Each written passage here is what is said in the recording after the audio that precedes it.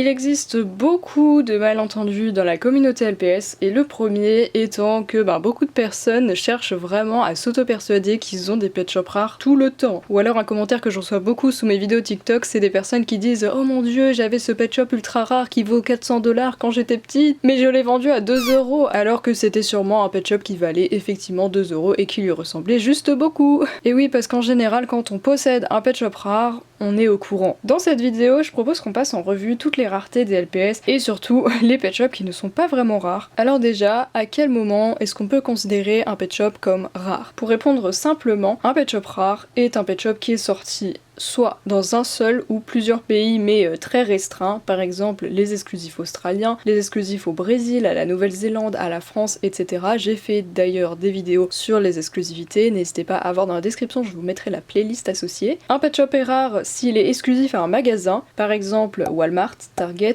Kohl's, Toys R Us, etc. Bon, évidemment ça peut varier, hein. Il y a des pet shops qui sont déjà des faux exclusifs, on en parlera après, et il y a aussi des pet shops qui sont exclusifs mais qui ne sont pas forcément rares, genre des exclusifs Toys R Us sont sortis souvent dans le monde entier puisque il y a des Toys R Us dans le monde entier, donc ce ne sont pas des pet shops vraiment rares. C'est à ce moment-là qu'il faut avoir les connaissances, mais c'est déjà une piste de réflexion. Et enfin, un pet shop peut être rare s'il est exclusif à des conventions ou à des événements, par exemple le chat Comic Con qui est sorti à la Comic Con de San Diego en 2009, ou le panda qui est sorti pendant les JO de Pékin, ou encore la tortue violette qui est sortie pendant la convention de la Licensing Show en 2007. Évidemment, il y a aussi d'autres facteurs qui peuvent s'ajouter à ça. Déjà, le nombre d'exemplaires, qui est relativement le même pour la plupart des LPS en vrai, enfin la plupart des pet shops sont communs, voire peu communs, donc ils doivent avoir à peu près le même nombre d'exemplaires, même si on n'a jamais eu de chiffres, on s'en rend bien compte. Par exemple, chaque Comic Con, il serait environ à 300 exemplaires, et la Tortue Licensing Show, il serait à moins de 100 exemplaires. C'est normal, ils sont sortis pendant des conventions, donc il fallait que les gens qui soient présents l'achètent. Un autre facteur peut être aussi le prix des packs en magasin, puisque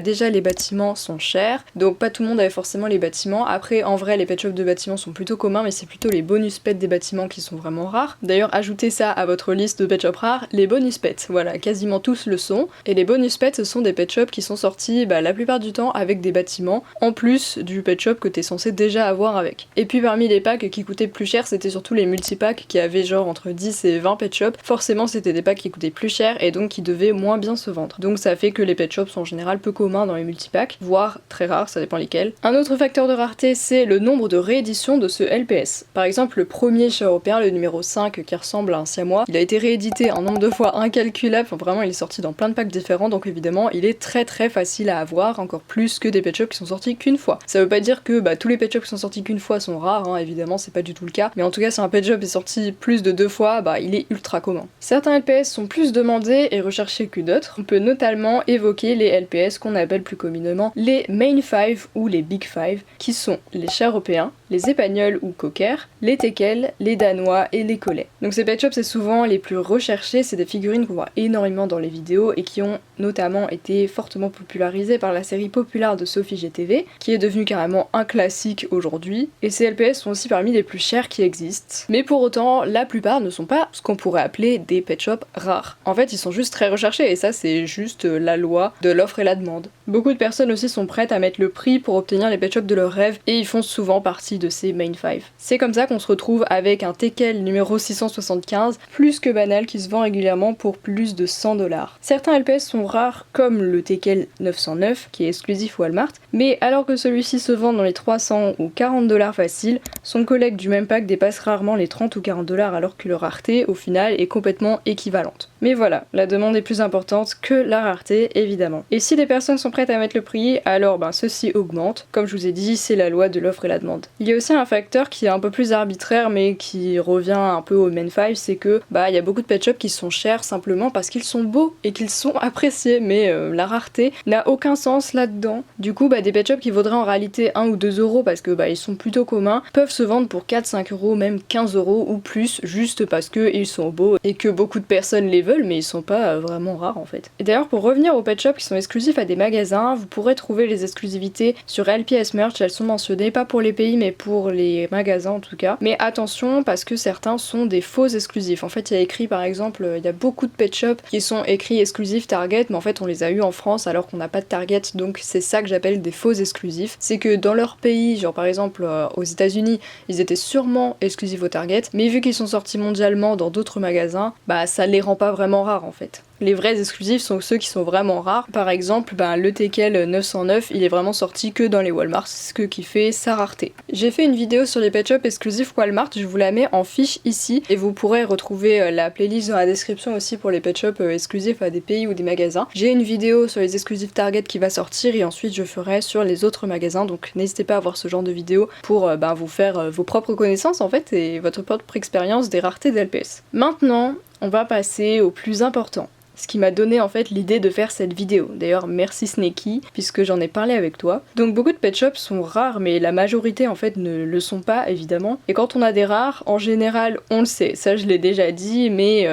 voilà, ce pet shop par exemple je ne l'ai pas eu par hasard, je l'ai cherché pendant des années, j'ai attendu d'avoir un prix, bon c'était pas le meilleur que j'aurais pu avoir je pense, mais voilà, parfois il faut savoir vider son portefeuille finalement. Mais voilà, quand on a des pet shops rares, on est au courant, enfin le hasard existe évidemment, je l'ai connu moi-même, mais voilà, en général, on le sait quoi. Surtout pour les pet shops vraiment très rares, et les exclusifs qui sont pas sortis en France ou quoi que ce soit. Donc déjà, j'aimerais bien briser une idée reçue que je déteste et que je reçois très souvent sur TikTok. Je vois tout le temps des gens qui disent que la couleur du logo des LPS peut dire si un pet shop est rare, mais pas du tout, voilà. Par exemple, ce pet shop est vraiment très rare, et voilà, le logo LPS en bleu, c'est quand même le logo qu'on voit le plus souvent, donc vous allez pas me dire que ce pet shop est commun, c'est juste n'importe quoi. Donc en fait, la couleur du logo, c'est purement esthétique, et la preuve en est que dans un même pack, genre imaginez un multipack, vous avez genre 15 pet shops, les 15 ne vont pas avoir la même couleur de logo, donc pourquoi il y en aurait un, par exemple, imaginez il y en a 14 avec un logo bleu, et le 15e il a un logo rose. Donc celui-là on va dire que c'est rare, mais pourquoi il serait rare alors qu'ils sont vendus dans le même pack? Ça n'a aucun sens, on peut pas faire des raretés comme ça, enfin voilà, c'est juste débile, donc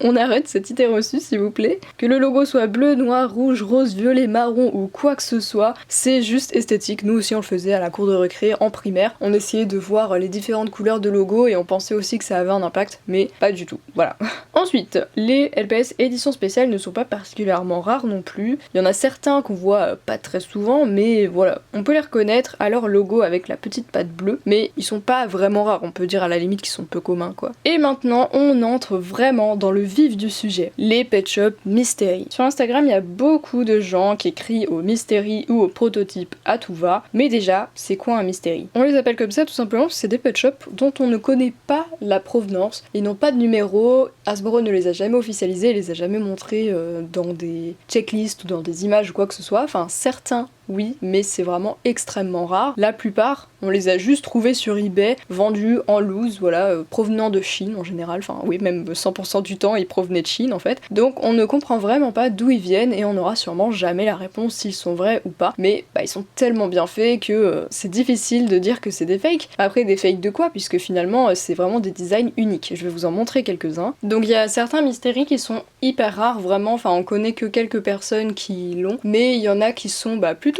commun on va dire, enfin la plus commune c'est cette chouette, voilà donc c'est une mystery qu'on peut trouver sur eBay, AliExpress aussi je pense, il faut fouiller un peu, j'ai pas le lien comme ça mais moi je sais que je l'avais trouvé sans grand mal, après ça dépend, il y a des périodes où elle est en vente, des périodes où elle est pas en vente, enfin on sait pas trop par quoi c'est géré en fait. Puis sinon on a d'autres mystery qui étaient assez populaires à une période où on les voyait pas mal sur eBay en fait, celui-là il était sur AliExpress il me semble, d'ailleurs Galaxo avait un lien, il y a pas longtemps elle l'a mis en story donc peut-être vous pourrez aller lui demander si elle l'a encore, je ne sais pas. Mais voilà, ces pet shops là, c'est pas des mysteries hyper rares quoi, enfin la preuve je les ai, donc en général c'est pas des pet shops trop durs à trouver, mais voilà, il faut garder à l'esprit que c'est des mysteries, donc c'est pas des officiels, donc ça ne compte pas officiellement en fait dans la collection, mais c'est vraiment du bonus. Si t'es collectionneur hardcore comme moi, évidemment que t'as envie d'avoir ces pet shops dans ta collection, mais c'est pas obligé si tu collectionnes pas à fond quoi. Ceux-là en général ils sont vendus pour 4 ou 5 euros pièce sur eBay ou AliExpress, donc c'est vraiment pas grand chose et on sait vraiment pas d'où ils sortent. Mais par exemple, il y en a d'autres qui sont beaucoup plus rares, comme ce danois, qui s'est vendu il y a quelques années pour 3500 $. Et donc, un pet shop prototype, comme son nom l'indique en fait, c'est un pet shop qui n'est pas non plus officiel, mais qui existe logiquement en une seule fois en fait. Ou alors peut-être en 2 ou 3 fois maximum, mais c'est censé être un test, un prototype, donc pourquoi ils en auraient fait 15 000, on sait pas, voilà, donc pour moi c'est logique, il en existe que quelques exemplaires grand maximum pour les prototypes. Et d'ailleurs sur les checklists des pet shops, on voit énormément de pet shops qui n'existent pas, donc on peut considérer cela comme des prototypes, mais en général on les a jamais vus en figurine, enfin personne ne les a, peut-être sûrement dans les locaux, dans les anciens locaux de Hasbro. Je sais que les gens qui travaillaient chez Hasbro, ils pouvaient garder certaines figurines, j'en ai la preuve puisque je vous montre un post de Chirpy Toys sur Instagram qui a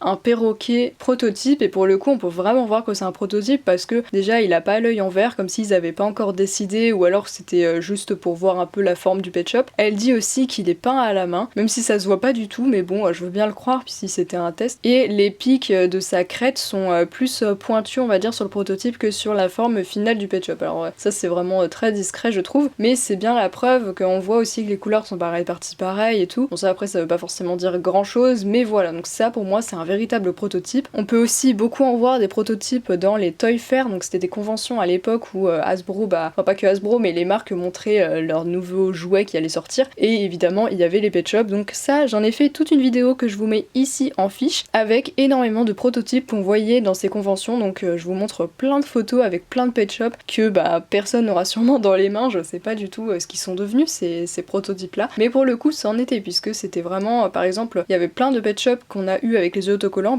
dans ces images là ils avaient pas les yeux autocollants, donc ces figurines ont existé en chair et en os on va dire, en plastique, et c'est énorme, enfin j'aimerais tellement mettre la main dessus un jour quoi, mais je sais même pas, enfin j'ai jamais vu quelqu'un qui les avait, donc je sais même pas si quelqu'un les a encore à l'heure actuelle. Enfin bref, j'ai fait une petite digression sur ça mais ça va servir pour plus tard. Donc si on récapitule ce que c'est un mystery, c'est tout simplement un pet shop qui n'est pas officiel et qu'on n'a jamais vu en NIB en fait, c'est surtout ça qui fait un mystery, c'est qu'en fait on n'a pas d'image du pack ou quoi que ce soit, donc on n'a aucune preuve qu'il est sorti en magasin, et c'est sûrement pas le cas en fait, ils sont pas sortis en magasin, ça c'est quasiment sûr. Mais si je parle des mysteries dans cette vidéo, c'est parce qu'il y a beaucoup de gens qui essayent de se persuader tout le temps qu'ils ont des mysteries. Donc pour revenir à ça, on va aussi parler d'un type de LPS qui s'appelle des factory errors, voilà, très bel accent. Donc en fait c'est tout simplement des pet shops qui ont des erreurs. Voilà, ça arrive qu'un pet shop ait un manque de peinture à un endroit, qu'il y a un détail qui n'est pas bien été imprimé ou qui est mal été imprimé, et qui ont été commercialisés quand même. Donc j'en ai un, moi c'est ce serpent, voilà, en fait normalement il est censé avoir la langue rose fuchsia, et je peux pas prouver que je l'ai eu comme ça, mais je l'ai acheté en magasin ce pet shop et il avait pas la langue rose, et j'avais pas du tout fait attention qu'il était censé l'avoir comme ça, donc pendant des années je m'en suis pas rendu compte, et puis après je l'ai eu en double, et c'est là que je me suis dit mais what the fuck. Et en fait son double je l'avais customisé pour en faire mon tout premier custom de toute ma vie, et aujourd'hui je suis un peu deg d'avoir customisé la version la plus parfaite que j'avais on va dire, parce que là du coup il manque la langue. Après c'est toujours un peu stylé d'avoir des pet shops qui ont des erreurs comme ça, voilà, surtout que là je sais que c'est pas quelqu'un qui l'a effacé, donc ça on va y revenir après. D'ailleurs il existe aussi des pet shops qui s'appellent des test shots, alors ça je vais vous mettre quelques images de pet shop shop ou autres, et en fait c'est des pet shops où on voit que la peinture n'a pas été réalisée, donc comme si c'était aussi des sortes de prototypes, qu'ils avaient juste imprimé le pet shop avec la couleur de base du plastique, mais qu'ils avaient pas mis les détails. Enfin voilà, ça c'est hyper incroyable comme LPS je trouve, j'aimerais trop en avoir. Ça pour le coup c'est hyper rare, mais pareil c'est pas officiel on va dire, genre c'est pas sur des checklists ou quoi que ce soit, donc c'est à part dans la collection, mais c'est un super ajout en tout cas. Mais en général les factory errors en fait c'est juste qu'il manque comme le serpent un petit détail de peinture sur la langue, ça peut être je sais pas des fleurs sur un chat, ou j'avais une libellule, la libellule postcard, je sais plus où je l'ai foutu mais j'en ai une où en fait le corps n'a pas les détails, et je pense pas que ça a été effacé, mais c'est possible que ça a été effacé. D'ailleurs on vient souvent me voir pour me montrer deux pet shops qui sont en apparence pareils mais qui en fait sont différents, genre ils peuvent avoir une petite différence dans la couleur de base du pet shop, ou alors oui souvent c'est les couleurs qui peuvent un petit peu varier légèrement, mais je vais répondre un peu globalement ici, mais en général surtout pour les vieux pet shops c'est très courant que deux figurines qui doivent normalement être la même figurine sont quand même différentes et c'est normal en fait, c'est parce que même si le pet shop il est sorti peut-être que dans un pack, il y aura toujours des équivalents qui seront un peu différents en fonction du moment où il a été produit, peut-être c'est pas toujours les mêmes usines, il doit y avoir plusieurs usines pour même une seule figurine, enfin c'est normal qu'il y ait des différences, il peut y avoir aussi des bugs, et voilà les factory errors c'est des bugs en usine aussi, donc c'est logique qu'il y ait des pet shops qui soient pas exactement pareils, et surtout les vieux pet shops où il y avait beaucoup de dégradés, de trucs comme ça, ça doit être plus compliqué à appliquer, et même aussi on peut le voir avec les pet shops aux yeux autocollants, il y a beaucoup de pet shops aux yeux autocollants qui ont une tête un peu bizarre parce que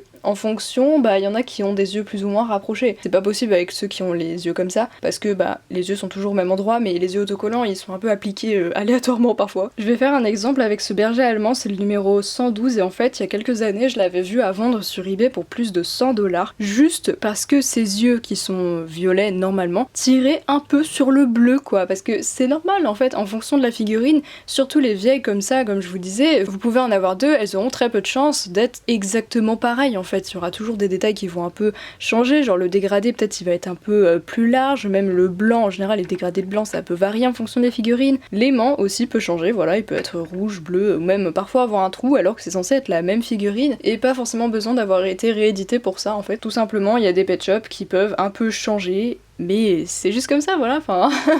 c'est normal en fait. Et même pour des pet shops plus récents, parfois la couleur de base du pet shop, même elle peut, avec l'usure, elle peut avoir aussi changé un peu de couleur, enfin ça arrive que des figurines soient pas pareilles, et c'est pas pour ça que, enfin ça en fait une variante, mais en général votre variante sera un peu unique, et même ce pet shop là est unique, je pourrais le comparer avec 15 autres pet shops du même numéro, il y en a aucun qui serait exactement pareil. Donc en général quand on considère un pet shop comme une variante, c'est qu'il y a réellement une différence qu'on peut voir dans les couleurs et qu'on revoit surtout plusieurs fois sur pas mal de figurines où on se rend compte que dans ce pack là elle avait ses couleurs, mais dans cet autre pack elle avait des couleurs un peu différentes et que le pet shop est pas forcément rare. En général les variantes c'est des pet shops qui ont le même numéro, mais par exemple il y a une souris qui est en version debout, en version à quatre pattes et en version où c'est à quatre pattes mais la tête n'a pas exactement la même forme, parce qu'il y a plusieurs formes de tête pour les souris, bref ça c'est des variantes, mais quand c'est juste les yeux qui deviennent légèrement bleus alors qu'ils sont violets, c'est de l'abus de vendre ça pour 100$, parce qu'en fait c'est pas particulièrement rare, c'est juste une petite erreur quoi. D'ailleurs il y a aussi des personnes qui font croire que par exemple si là imaginez il avait pas le logo, et ce serait un mystérie parce que il a pas le logo, alors que en vrai un coup de dissolvant et le logo a disparu, enfin ça c'est le truc que je vois le plus souvent avec les gens qui essayent de faire croire qu'ils ont des mystéries ou des prototypes, ça on le voit assez souvent je trouve sur Instagram, c'est les gens qui ont un pet shop, et imaginez là, hop, je lui efface au dissolvant la petite tache, et voilà, j'ai un mystery. Genre très logique en fait, enfin ça c'est vraiment de l'arnaque, enfin ne vous faites pas avoir comme ça, genre évidemment que les mystéries existent, évidemment que les erreurs existent, mais c'est très rare que un petit détail comme ça qui puisse être effacé soit vraiment un mystéry en général. Peut-être que la personne n'est pas au courant, elle a acheté comme ça à un autre collectionneur, mais c'est sûrement que cette personne l'avait effacé en fait. Parce que ça, on efface cette tache, en vrai il restera rien, enfin genre on n'aura pas de traces qu'il y a eu du dissolvant ou quoi que ce soit. Donc c'est très facile de faire passer ça pour un pet shop très rare. Donc voilà, après évidemment il faut pas jeter la pierre à tous les gens qui disent qu'ils ont des prototypes ou quoi, parce que parfois c'est vrai, genre par exemple l'exemple de Choppy Toys, pour le coup son perroquet c'est vraiment un prototype, mais voilà la plupart des pet shops rares qu'on voit et la plupart des mystéries ne sont pas des prototypes, c'est juste des mystéries, voilà, des pet shops on sait pas d'où ils sortent. Et je fais surtout cette vidéo pour que vous ne vous fassiez pas avoir à payer très cher pour des soi-disant variantes, alors qu'en fait c'est juste le même pet shop qui a un petit défaut, ou alors qui se fait passer pour un mystérie alors que pas du tout. D'ailleurs j'ai vu sur eBay que des gens faisaient passer les promo pets pour des prototypes et qui les vendaient à plus de 100$ l'unité. Ne tombez pas dans le panneau, les promo pets sont juste les tout premiers fake pet shops qui ont existé. Donc même si ils sont pas très faciles à trouver si on les veut, parce qu'en soi ils sont pas officiels, genre c'est des fakes quoi, mais c'est des fakes qui existaient à l'époque où j'étais en primaire, donc c'était vraiment des fakes du tout début des pet shops. Donc c'est assez collector on va dire, mais c'est pas officiel et ça ne vaut pas un énorme prix. Voilà, après chacun sa vision de la collection, il y a des personnes qui collectionnent vraiment juste ce qui est officiel, donc que les pet shops avec des numéros, peut-être même pas les variantes qui ont des numéros différents, et puis t'as les collectionneurs hardcore, comme moi, qui veulent simplement tout. Voilà, et j'ai même commencé à garder mes LPS en double si l'aimant était différent, voilà, ne me jugez pas. Est-ce que vous galérez tous les jours sur Vinted pour trouver des pet shops que vous n'avez pas? Je crois pas, non, donc on ne me juge pas, voilà. Donc voilà mon guide des raretés. Souvent on me demande comment savoir si un pet shop est rare. Le truc, c'est qu'en fait c'est surtout avec l'expérience qu'on apprend à reconnaître les pet shops rares. On commence à reconnaître les pet shops qu'on voit tout le temps sur Vinted, et c'est là qu'on se rend compte si tel ou tel pet shop est vraiment rare. Si on voit un pet shop sur Vinted qu'on n'a jamais vu, vu en genre plusieurs années, c'est là qu'on peut se dire ok, celui-là il doit vraiment pas être facile. Et puis j'espère que je vous aide aussi avec ce genre de vidéos. Donc il y a aussi, en plus des vidéos sur les exclusifs que je vous ai fait et que je continuerai de vous faire, je fais aussi des vidéos tous mes LPS que j'appelais Objectif Checklist, mais j'ai changé juste pour les appeler tous mes LPS. Et je vous mets la playlist aussi dans la description. La dernière que j'ai faite c'était sur les cochons, et dans ces vidéos là je vous montre un par un tous les pet shops d'une forme que j'ai complété. Donc par exemple les cochons, c'est vraiment tous les cochons pet shop qui existent, je vous les montre dans cette vidéo et je vous dis pour chacun leur niveau de rareté. Donc ça peut être intéressant si vous cherchez à avoir des pet shops rares, et en fait comme ça vous allez pouvoir vous faire une liste des pet shops qui sont rares, très rares, ultra rares, voilà. Et puis comme ça vous saurez au fur et à mesure avec l'expérience reconnaître quel pet shop est rare. Après il y a toujours le truc que il y a des bonus pets par exemple, ou des pet shops qui sont exclusifs à la France. D'ailleurs allez voir ma vidéo sur les exclusifs français, voilà, je vous la mets en petite fiche. C'est tous les pet shops qui sont sortis seulement en France que j'ai mis dans une seule vidéo. Et du coup ceux-là, en fait pour nous ils sont pas très rares, enfin logique, ils sont sortis que dans notre pays, donc nous on peut les trouver assez facilement. Mais si on regarde à l'échelle du monde, en fait ils sont vraiment ultra rares parce que la France est quand même un petit pays et ils sont sortis que là, on sait pas pourquoi. Après il y en a aussi qui sont exclusifs à l'Australie, enfin voilà, donc il y a eu d'autres pays chanceux comme ça, et du coup ces pet shops là sont vraiment ultra rares. Alors que pour nous on dirait pas, mais du coup si vous voulez faire des échanges avec des étrangers ou quoi que ce soit, misez plutôt sur ces pet shops là je pense. Et voilà, seule expérience pourra vous faire savoir quel pet shop est rare ou pas. J'espère que mes vidéos vous aident, et puis j'espère que vous arrivez aussi à commencer à les reconnaître. On peut pas reconnaître un pet shop rare juste en le regardant, c'est pas possible en fait, il faut vraiment avoir les connaissances derrière, parce que celui-là on pourrait se dire ok c'est juste un chien rose, mais il est vraiment très rare. Donc voilà, n'oubliez pas que je vous ai fait des vidéos sur les LPS exclusifs français, européens, australiens, et j'ai fait une dernière vidéo qui regroupe les exclusifs au Brésil, à la Chine, à la Nouvelle-Zélande, au Japon et au Mexique, je vous mets tout ça dans la description. J'ai aussi fait une vidéo sur les exclusifs Walmart, bientôt je vais faire une vidéo sur les exclusifs Target, ça va sortir plus tard dans l'été, et il y a aussi les vidéos tous mes LPS, collection complète, que je vous mets aussi en description si vous voulez aller checker ça. Merci beaucoup d'avoir regardé cette vidéo, n'oubliez pas de vous abonner à la chaîne, peut-être dites si vous avez des tips dans les commentaires pour savoir reconnaître des pet shops rares. Enfin après voilà, il y a plein d'autres pet shops qui sont rares que j'ai pas forcément mentionné, mais en fait c'est juste pour faire un guide pas complet mais juste global pour les gens qui galéreraient un peu. Mais voilà, je vous conseille d'aller voir mes autres vidéos qui sont plus précises sur certains pet shops en particulier. Je vous ferai aussi sur les pet shops blind bags parce que c'est des pet shops qu'on galère un peu à trouver. Enfin voilà, je ferai d'autres vidéos sur les pet shops rares. Et puis on se retrouve dimanche prochain pour une nouvelle vidéo. Bisous!